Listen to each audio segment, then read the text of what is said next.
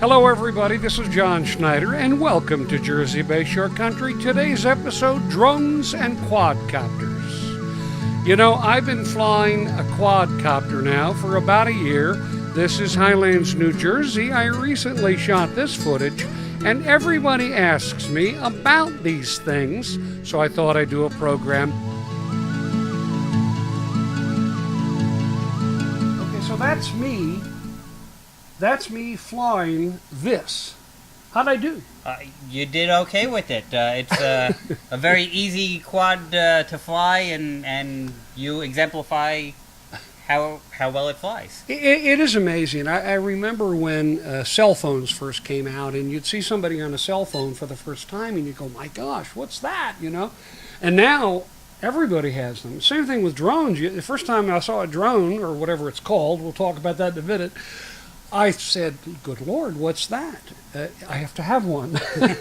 What is the difference between a drone and what this is? Well, if you go by Webster's, a drone is an autonomous vehicle. It doesn't have a pilot. This is a quadcopter because it has 4 rotors, and they're also called multi-rotor copters because there are ones that have 5 rotors, 6 rotors, up to 8 rotors on them.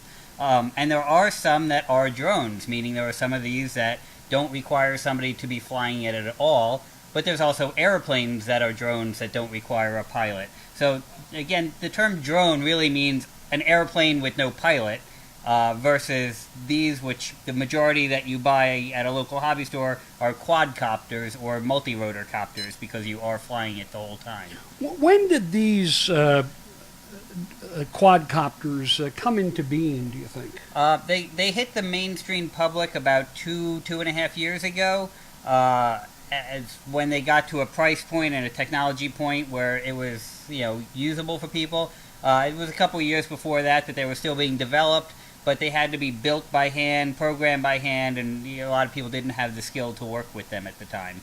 And I found in flying this quadcopter around the Jersey Bayshore that people are fascinated with it, but people also have an inherent fear and tend to want to shoot them down because they think they're invasive. What are some of the things that you've noticed that people have done with their quadcopters?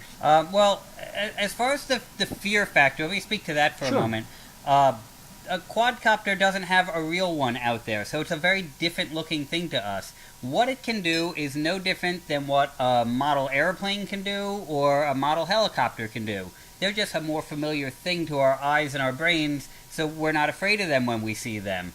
This is just different, and the reason that these are taking over is they're way more stable of a design and easier to fly than a helicopter or airplane. And radio-controlled or RC models have been around much longer than these. Right, since the 50s is when they started, and everybody's always enjoyed them and loved them. And I remember I had an RC plane. The first plane I took up, I could not fly it at all. This thing is relatively easy out of the box to get up in the air, isn't it? We always find it amazing that in the real world they invented helicopters before quadcopters, because the technology is actually very, very simple to it, and we believe very shortly you will see real full-size ones flying that may take over from the helicopter, very similar to the Osprey airplane helicopter. Sure. So this is what I use. This is the quadcopter I've been using to shoot a lot of the aerial footage. It has a screen. So you can actually see what the camera is seeing. Some of the other models use your cell phone and an app that allows you to see through the camera on your phone. But this is wonderful, and you can make it go up and down and turn to the left, turn to the right, go forward, go back, go sideways. It's got a device that if you click the switch, it'll automatically come home and land virtually within inches of where it took off sometimes. Right. The GPS systems that they've integrated into them have made them very advanced for both the return to home features and for the stability in the air. When you have a quadcopter or helicopter with GPS, it can really lock it into place for some fabulous video shooting.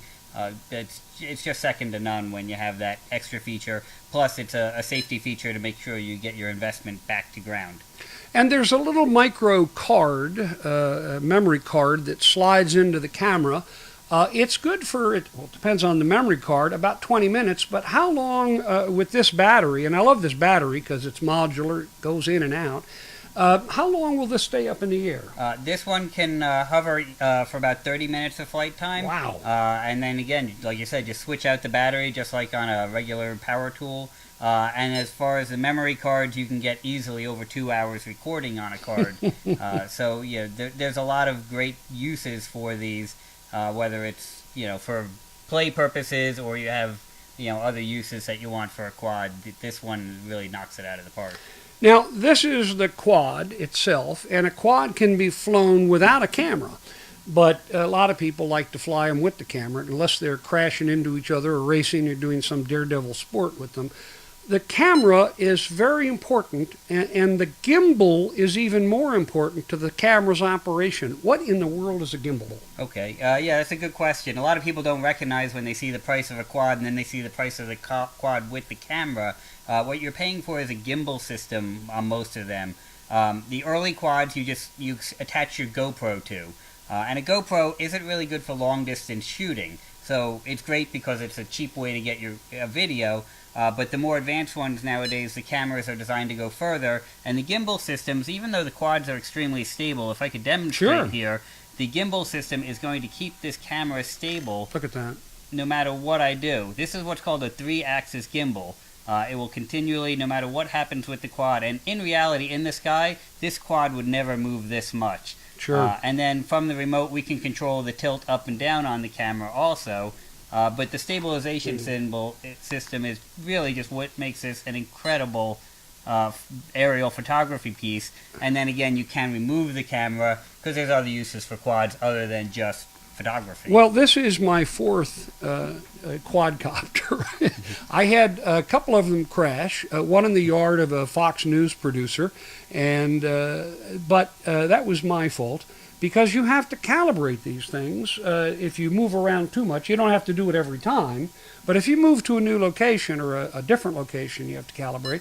And this won't take off unless it connects with at least 5 GPS satellites. Is that right? Right. This particular model uses not only GPS systems, but the GONASS systems. And you can shut the GPS off if you're flying indoors also. We have people using them in large warehouses that the GPS they don't want. But yeah, this model will fly with that GPS system, and it'll tell you how many satellites it's actually connected to, and let you know if it loses the satellites for any reason. Very advanced that they're and it's all right here on the screen. It'll tell you the speed, it'll tell you the rate, it'll tell you how high you are, and according to the FAA, you probably shouldn't go above 400 feet. But some of these will go up a little further than that if you are so daring. Everybody's interested in these now. This has become a phenomenon like cell phones. Everybody has to have one. What should someone look for when buying a drone? Because I get that question all the time. And I say, well, it depends on what you need it for. It also depends on what your budget is. What is the price range, and what are some guidelines that you should look for? Sure. Well, the first thing you want to look for is can you get support for your quadcopter?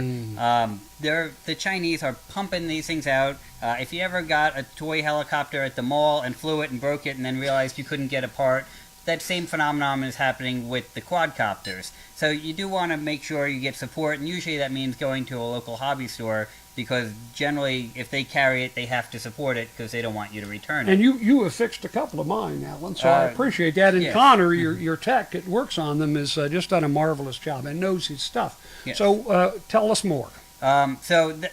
Support is a definitely major factor. The price range on them, our cheapest ones that will carry start at around $40. And that's for little micro ones. Yeah, let's take a look at that. And we'll move this over here for now. That's this little tiny micro quadcopter. Look at this. It's got little lights on it. This is a great little guy to fly around in the office if you want to annoy people with, chase a cat with. It's just a blast of fun for $40. You can't go wrong. It plugs into a USB. They're fun. There's a lot of different uses for quads. Some quadcopters are aerial platforms for photography. There's some that are just for flying sport fun. We have quadcopters. There are quadcopters out there that are for doing flips and acrobatics with. So when you're saying what do you want in a quad, that's one of the things you want to know is what are you going to do with the quad? Indoor, outdoor, stunts, flips, photography, work use, fun use, and that's where your local hobby store will help guide you to the right quadcopter. And I think it's important, too, that if you go to a hobby shop, wherever you live, that make sure that they allow you to try it out. I mean, a lot of hobby shops won't. You look at the box and that's it. But a lot of the stuff you've got is out. You can try it and or at least have it demonstrated for you so people can see it, right? Yeah, having it demonstrated, you can't tell by looking at it how good the system on it is for the gyros and the electronics. So when you see it fly, you'll get to see, is it really stable? Can you make it hover, put the controller down, and have it just sit there, or is it going to take off on you? That's one of the keys to good electronics, is having that gyro system. And this thing now says welcome pilot, which means it's linked up and it could be started, correct? Yeah, this is actually ready to fly even though we're indoors. So I'm going to start the engine, all right? I'm not going to lift it off or anything, okay? Okay. And just be careful because I can be dangerous here. Here we go. Just push this button. Listen to that. Oh my God. The wind. And then you push the button again. It turns off. There's a switch to take still pictures. There's a switch to take video pictures, and you can turn those on and off. You can, as Alan said, you can pan down and pan up. And there's a turtle and a hare here. Is that the speed of the drone, or Exactly. That's going to adjust how aggressive it is. When you want that extra stability and slow movements to the camera, you can turn the quad down so it's not as aggressive moving. So, generally speaking, across the nation, to get this set up, the Blade Chroma, it's called? Right. This is the Blade Chroma. This is the newest and hottest model out there for aerial photography, for amateur use, and a lot of people using it for small business use. What's the general price range on something like this in the hobby shops around the country? With the camera system and the gimbal system, they start at around $1,100, and the price range varies a little depending on if you want a 1080p camera, a 4K camera, or it can actually be cheaper if you do want to hook your GoPro up to it. They still give you that option. What I also like about this one is that this camera is so stable up in the air. I showed some of the shots, early shots that I took to my parents, and they said, "Are you on top of a building?" Because the shots were so steady and it was somewhat windy. So the camera is very important. Now, you also repair these, as some hobby shops do around the country. What typically are these brought in to repair? Is it the result of a crash usually? Yeah, because they are fun to fly, people put them into the sport mode, and sometimes they get a little too aggressive in them. It is extremely rare to see a crash that is the fault of the electronics or the quadcopter. It's almost always something that somebody comes in and says, "Hey, I was horsing around with it and, flew it into a tree or brought it in too aggressively towards the ground." So typically what we see on it, actually almost always what we've seen, is they break the body on it or the landing skids. The electronics on it are extremely hard to break on it. And once in a while a propeller will crack or snap a little Right. bit, and they're not too difficult to replace yourself. Right, we haven't had a repair on one of these that's hit $100 yet. They're just fabulously well built and, again, designed to be able to be repaired should you have an incident. Now, you're well read on this subject. You have to be, I suppose. Where is this going? There's a lot of features and a lot of things I'd still like to see on a drone. Where do you see this particular hobby or this particular technology going? Well, it's going better and better. It's got to take a lot more familiarity with the public. The press, it treats them very rough, as they do everything else out there. They love to push the bad stories that people do with them, but like any other tool, just like an axe, you can use it to cut down a tree, you could use it to kill somebody. The quadcopters tend to get a bad rep, and you don't hear about all the life-saving techniques there are with these quadcopters. It's probably one of the most inexpensive ways to save a life, as tools cost. It's less money than a defibrillator and can save lives just as well. So how would a first aid squad or a police department use something like this? Well, they're already in use in some of the more progressive police, fire, and first aid squads. some of the most popular ways. They can easily carry a life preserver or a lifeguard's bullet out to a drowning person and drop it to them way quicker than somebody could swim out to a drowning person. You'll still need somebody to go save them, but at least they're floating in the meantime. They're used in fire departments for aerial photography. The fire chief can be getting a helicopter view of a fire scene without having a helicopter and without even needing a skilled pilot. This thing can be set up over the fire and sit there and hover by itself with no pilot for 30 minutes and then land when it gets a low battery. Police departments can use them very easily to look for suspects that could be hiding in a swamp area. It'll go up, look down, and you don't have to wait for the county helicopter to show up. What are you reading about the next technology for these kinds of things? The next technologies, and we see them on the more expensive models. Some of the things that are out there are proximity sensors, which will help the quadcopter never to hit anything. You can put sensors around the more advanced ones that even if you're telling it to fly into a tree, it will stop. The technology just keeps getting safer and safer with them as far as returning to home. And then we'll see what the FAA puts in place in rules for them. And that'll get regulated at some point. Because at some point there are stupid people out there that they will probably put regulations on the quads to help prevent them from doing bad things. Well, speaking of which, you can't fly these things in any of the Monmouth County Park System parks. You can't fly it in any of the state or national parks like Sandy Hook, or you can't fly it near any airports or any other place where it says you can't fly them. I have to tell you, I had the drone or the quadcopter up the other day in Port Monmouth, which is near Naval Weapons Station Earl, and I saw something coming over to where I was, and it was black and big, and it looked like a blimp. And they may be using helium so they could stay up longer, but they probably have quadcopter propellers or something. And it just hovered over me, and so I got down really quickly because I thought it was from Naval Weapons Station Earl. Are there blimp-like drones that go up so they'll stay up longer with the helium? Do you know about those? Officially, no.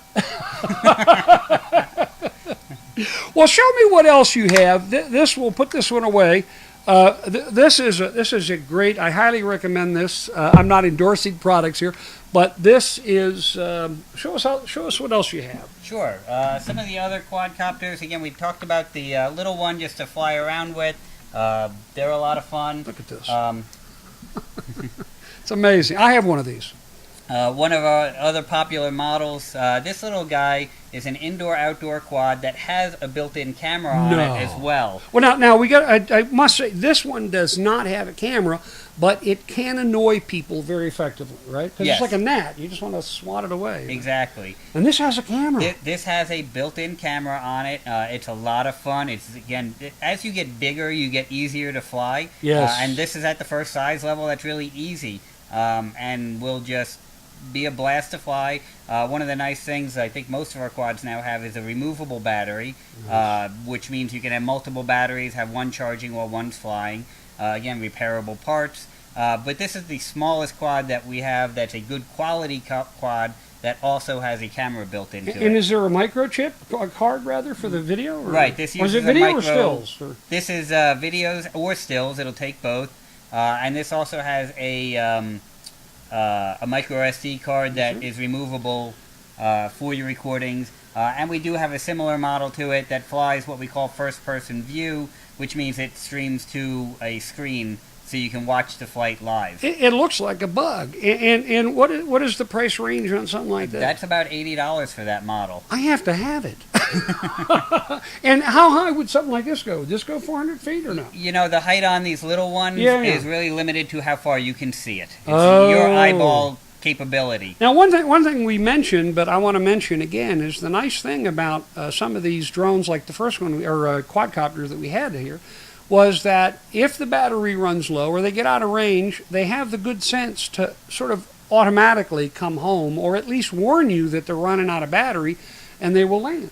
Right, and that's on the bigger ones. On the $80, you're not getting that technology. So if you accidentally, this goes out of sight, and you've accidentally flown it over your house and over your fence, come in and spend another $80. Yeah, I tell you, I have searched for hours for drones that I have lost, or quadcopters. I call them drones. and having one that comes back automatically is a huge benefit. What else do you have, Alan? This is amazing. Sure. One of the other popular ones. This is the internet calls this the most durable quadcopter there is. This is called the Ominous. This is a great model for just doing stunts with. No camera to it. It's kept lightweight. It's got a cool, aggressive look to it. And this thing takes a beating. And it's just fun to fly. It can angle real hard when you turn it, and it's just a lot of fun. And again, you're under $100 price point. They're a blast. It's just this is what we call stunt flying kind of quad. So I still play guitar, and I'm a musician, and I remember people used to ask me, what kind of guitar should I get? And I always said, well, if you're not sure whether you're going to stick with it, buy one that isn't too expensive, because then you haven't wasted a lot of money. And to get a pretty good quadcopter that also takes pretty good pictures, what's the minimum that you might have to spend for something like that? Well, you could just start with the $80 model to take basic pictures, but we do have more advanced ones. This little guy here, another indoor-outdoor size quad. But this has a much more advanced stability system, and this is where I say you have to go to a local hobby store, because you can't tell looking online at this model or this model which one is more stable. True. But this has a way more advanced stability system into it. It actually can flip over also. Oh my God! But it's really designed as a good, easy flying aerial platform, and still starting around the $150, $180 price, I believe. I could be off on that. And these propellers start upside down, but you can flip it the other way and it'll still fly. Right. They make the same model without the camera, and amazing. They both kind of portray it well, where it can land this way, it can land this way. Normally, when a quadcopter flips over, it's now thrusting upside down. Right. These little guys, they know. As soon as you flip over, the motors instantly switch directions. So it's a lot of fun to have, and again, for the stunt flying fun, that it's just a great little way to go. That is amazing. Okay, we're starting to get a little bigger here now, so I'm going to move some of these little ones over. What else you got? Well, there's a new fad in quadcopters that's gotten real popular, a lot in France and in Europe, and it's called quad racing. And boy, these are a lot of fun. And this is a quad racing copter. You see they look a lot more homemade, and it's because they strip off all the pretty body stuff to be really lightweight. The point of these is to go fast. They zip around obstacle courses. Usually they fly watching a video camera that's mounted in the front. And you fly like you're a pilot, and it's most popular thought of from the Star Wars scene in the woods where they're flying the speeders around. It's the same idea. You're flying as if you're the pilot. It's hairy because crashes do happen, but they're very inexpensive to repair, and it's a lot of fun way to compete with your friends. Are people starting to make their own drones? Is that quadcopters and stuff? Yeah, people have been doing that before the kits were available, the ready-to-flies. But for racing right now, racing quads are, for the most part, built by people, and it takes a certain tech head to do a job like that. That's amazing. And there are races, there are competitions around the country now with these things, right? And these and bigger ones. They're few and far between right now, but it is a rapidly growing, type of racing that it's just a lot of fun and inexpensive to get into and stay into. It would be interesting to also not only have races, but have precision maneuvering, because, you can be up 400 or 500 feet, and I've done it where I've tried to kind of swoop down and go into an open door or go through a tunnel, and it takes a little practice. So before you go too high and too far, you want to practice maneuvering as much as you can before you're in an area where you could do some damage. Sure, absolutely. And for the ultimate in stunt work, this is one of our favorite for stunt flying. This model is actually the previous version of the big Chroma that I was showing you before. But what was great about this one is a lighter weight model. It can carry a camera, but it is a fabulous stunt quad. It has different levels of sport flying depending on how much stability you need in the beginning versus to how advanced you are. It can do flips. It can fly up to 60 miles an hour. 60 miles an hour? Yes, and you have to keep in mind a 60-mile-an-hour impact with the ground can be a terrifying experience for it. But it does have the GPS system on it. They're just a lot of fun to fly. Now, this is terrific. And what's the price generally on something like this? These ones start around $400. It's about the least expensive you'll get into a GPS quadcopter for, and it does come with a GoPro mount with it also. Oh, okay. All right. Well, this is all right. So, I'm. What else? You look at all these things you've got here. Sure. I got one other model that we wanted to show people. This is what you tend to see more on Oh, a my commercial God. flying level that like a television production company would use. God, look at this. Let's move it a little bit closer to us and get in the camera. How Sure. about something like this? Go These- ahead. I won't cut you. I promise. Quadcopters like these, and these are when you'll start to see them add even more motors Oh, to my, them. and it's heavy. It's big units. What these are designed for is really long flight times, carrying much bigger, more advanced camera systems that right now we have a lot of debate in Congress about the legality, the permitting, the licensing.